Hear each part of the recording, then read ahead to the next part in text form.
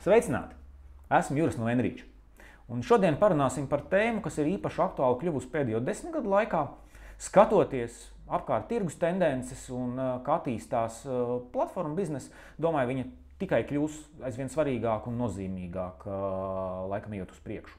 Tātad tēma ir integrācija un automatizācija, izmantojot integrācijas metodes.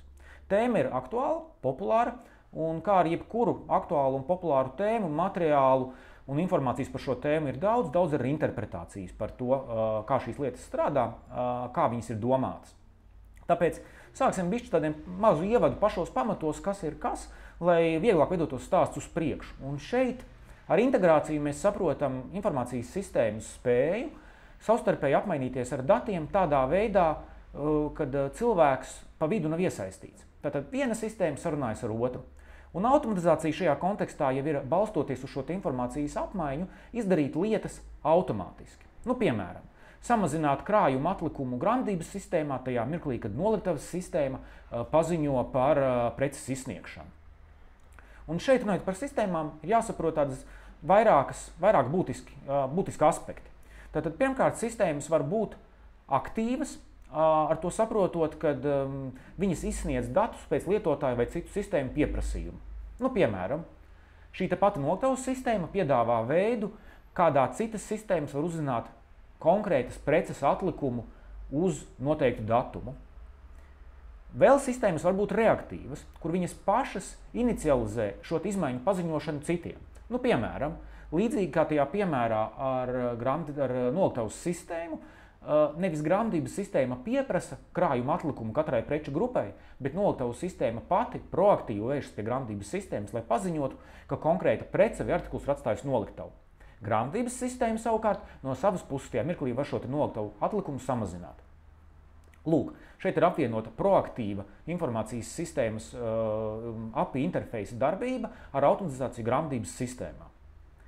Droši vien, ka no šī te ir arī skaidrs, ka šāda te integrācija un automatizācija ir visvienkāršākais veids, kādā jaunu sistēmu ieviešana spēj uzlabot mūsu uzņēmuma efektivitāti. Vienlaicīgi šī te paša iemesla dēļ viņš arī ir pats dārgākais un darbietilpīgākais, ieviešot jaunu informācijas sistēmu. Kāpēc prasīsiet? Tāpēc, kad API nav vienotas valodas. Līdzīgi kā pasaulē ar dažādām valodām un dialektiem, maz ticams, ka divi cilvēki savstarpēji satiekoties spēs uzreiz saprasties. Tāpēc pa vidu starp šīm sistēmām tiek tieši jūsu uzņēmumu vajadzībām veidoti tulki, diriģenti, kuri savieno. Viņi prot runāt abu sistēmu dialektos un zina, kāda automatizācijas darbi ir jāveic pēc viena vai otra notikuma. Šīs te parasti ir bijis risinājums, ko pielieto lieli uzņēmumi, ieviešot lielas un sarežģītas informācijas sistēmas.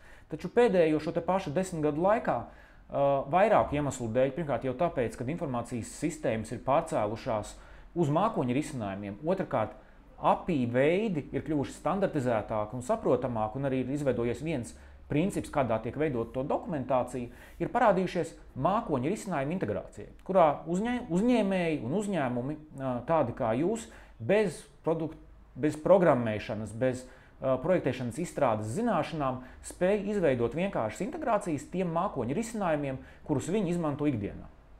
Viens šāds piemērs, ko uz praktiska piemēra bāzes jums parādīšu tālāk, saucas Zapier. Viņš nebūtu nav vienīgais, bez viņa ir vēl 4-5 vismaz lieli integrācijas izstrādātāji.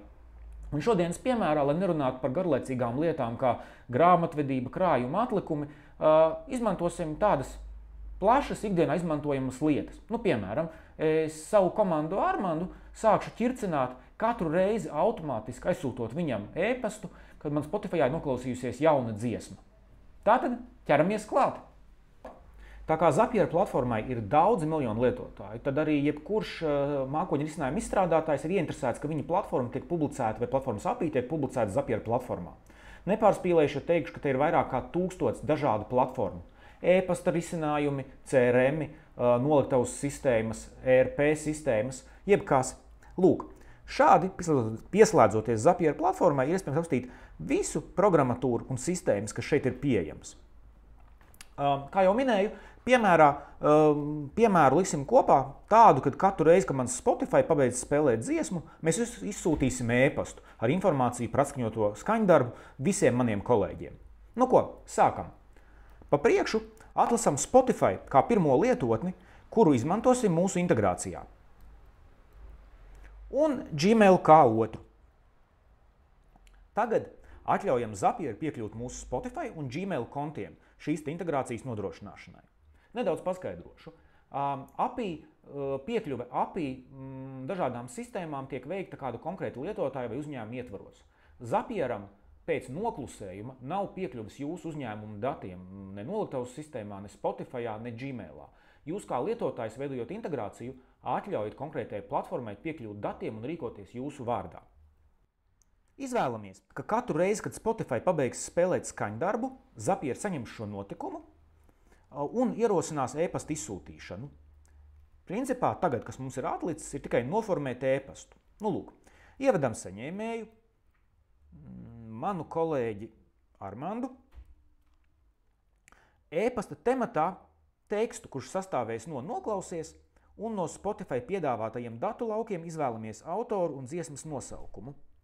Lūk, un noslēdzot, e-pasta saturā iekļaujam saikni uz šo skaņdarbu, lai arī Armands var savā Spotifyā viņu noklausīties.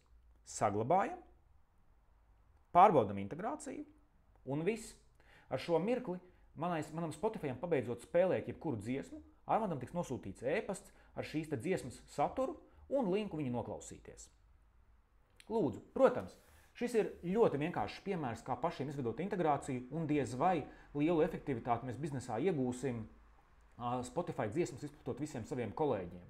Taču tieši tāpat var izveidot arī citas lietas, kas ir saistītas ar jūsu biznesu.